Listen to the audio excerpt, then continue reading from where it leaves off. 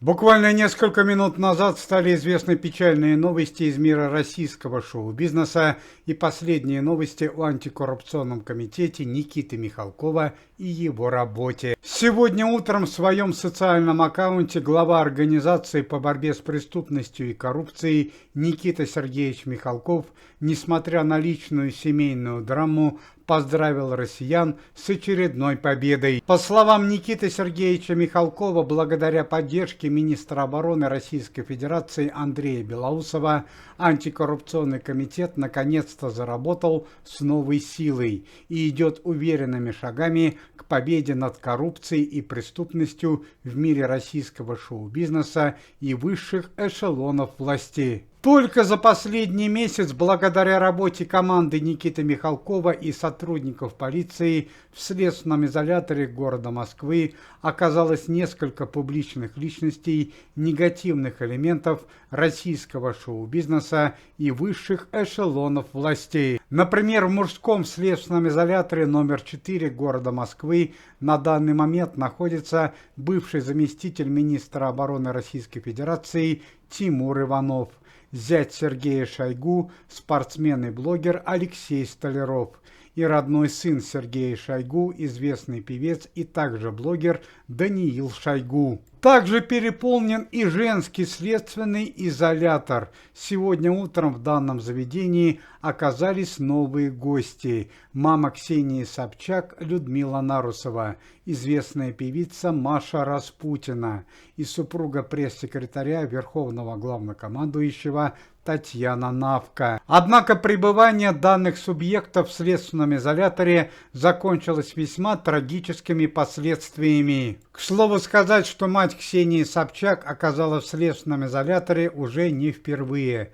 Еще ранее ее задерживали несколько раз сотрудники антикоррупционного комитета, но ей всякий раз удавалось выходить сухой из воды благодаря поддержке ее друга, товарища Пескова. На этот раз Людмила Нарусова оказалась в камере за злоупотребление властью и получение крупных денежных взяток. Известная певица 90-х годов Маша Распутина оказалась в СИЗО за дорожно-транспортное происшествие с трагическими последствиями, которое произошло еще неделю назад. Маша Распутина, находясь в автомобиле за рулем, сбила насмерть пешехода. Ну а супруга пресс-секретаря Верховного главнокомандующего оказалась в СИЗО за финансовое мошенничество в особо крупном размере.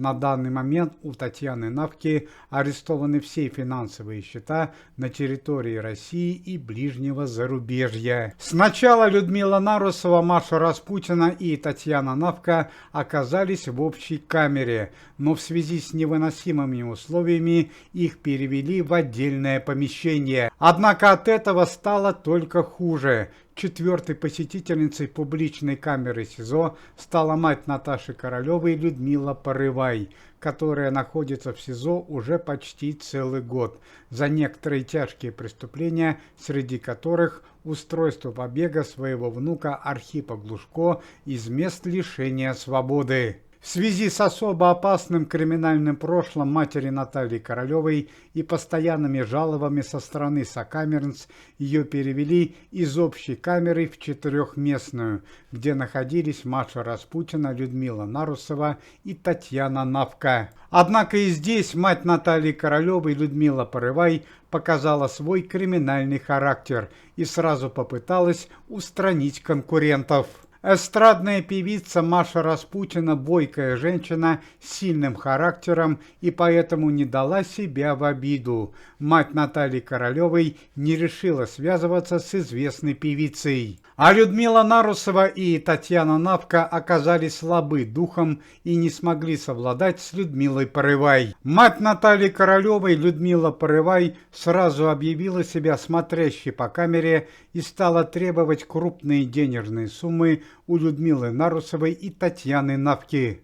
Не получив положительного ответа, Людмила Порывай перешла к решительным действиям. Сначала она нанесла черепно-мозговую травму Людмиле Нарусовой, а потом попыталась лишить жизни Татьяну Навку с помощью удушения подушкой. На счастье, крики из камеры услышала администрация заведения и поспешила вмешаться в конфликт. Людмила Нарусова была срочно госпитализирована, а Татьяна Навка находится в состоянии здоровья средней тяжести. Ну и по традиции последние новости о антикоррупционном комитете и его работе.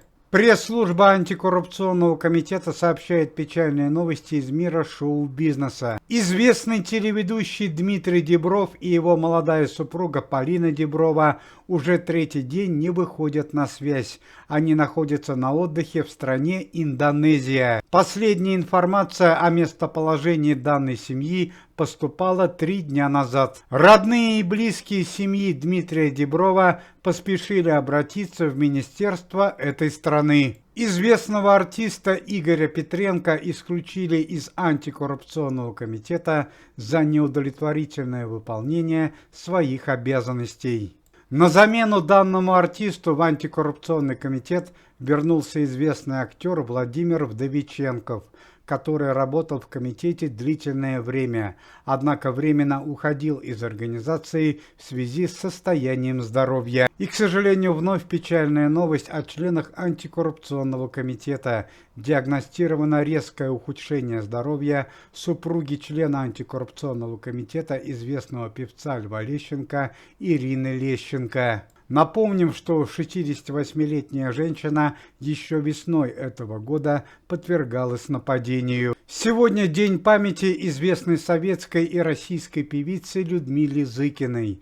Людмиле Зыкиной сегодня могло бы исполниться 95 лет. Уважаемые зрители, если вы желаете выздоровления членам комитета и поддерживаете их деятельность, то можете поставить лайк под видео и написать поддерживающий комментарий.